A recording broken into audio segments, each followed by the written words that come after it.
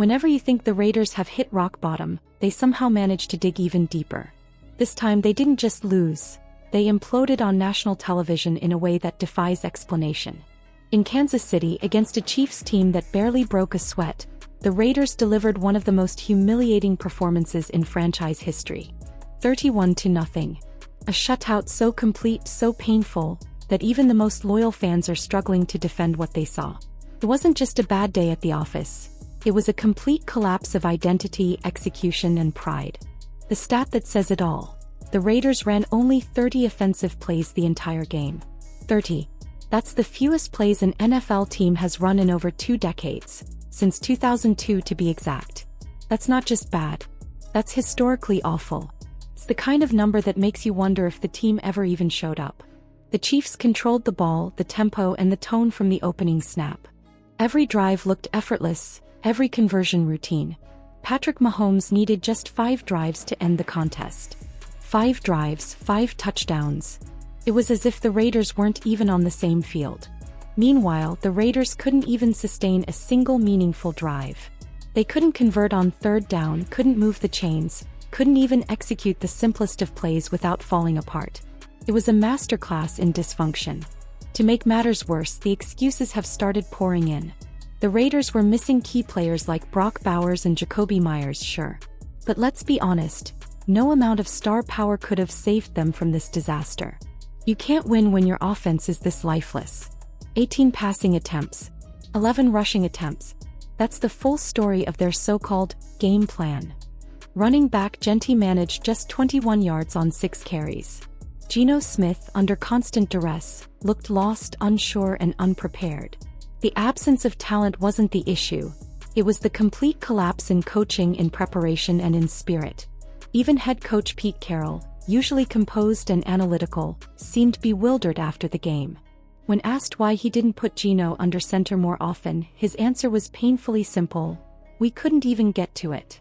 That single line captures everything wrong with the Raiders right now. They couldn't execute their plan because they couldn't even run enough plays to try it.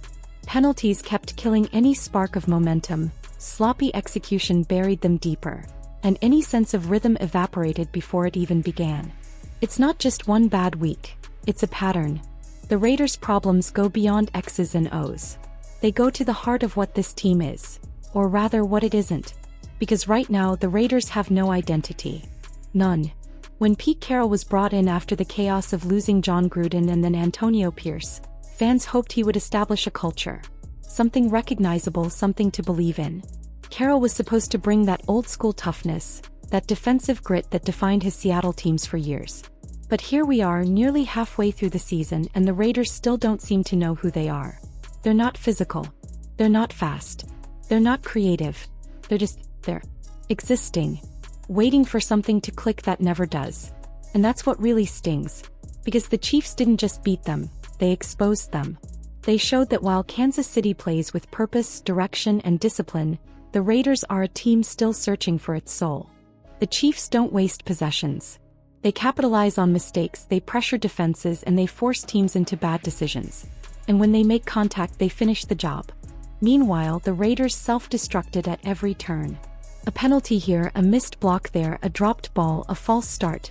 Death by 1,000 cuts. Every time it looked like they might find a spark, a yellow flag or a botched play extinguished it. Defensively, things were no better.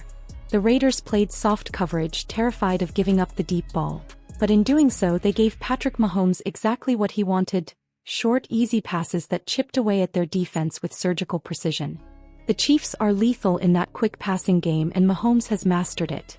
Add a healthy Rashee Rice back into the mix, and the Raiders looked completely overwhelmed.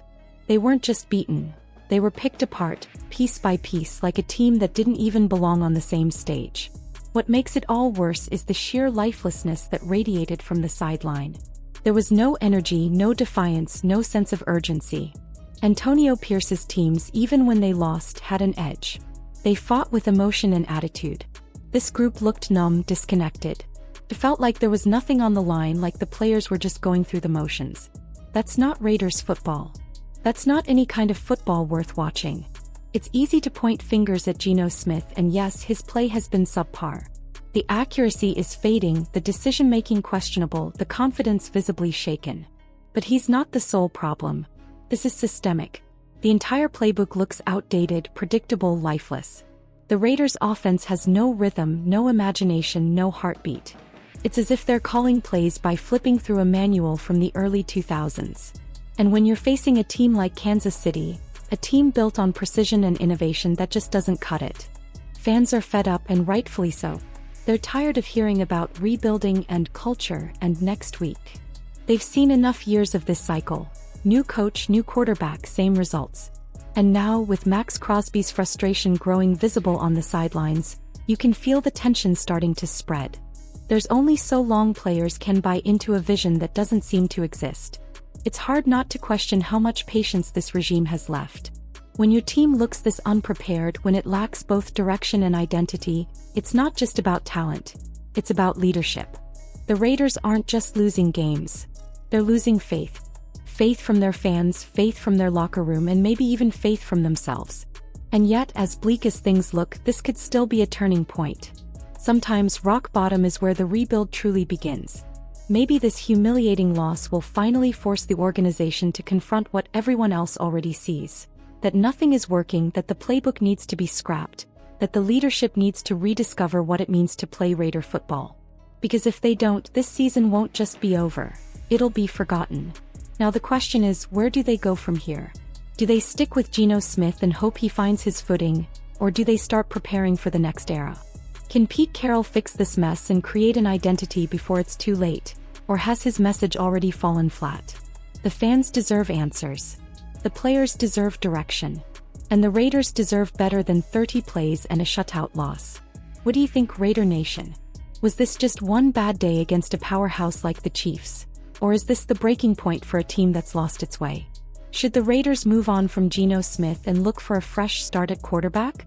And do you believe Pete Carroll can still turn this around, or is it time for a complete reset from top to bottom? Deep football breakdowns and hard-hitting analysis like this. Don't forget to like, subscribe, and hit that notification bell so you never miss a moment of the drama unfolding in the NFL.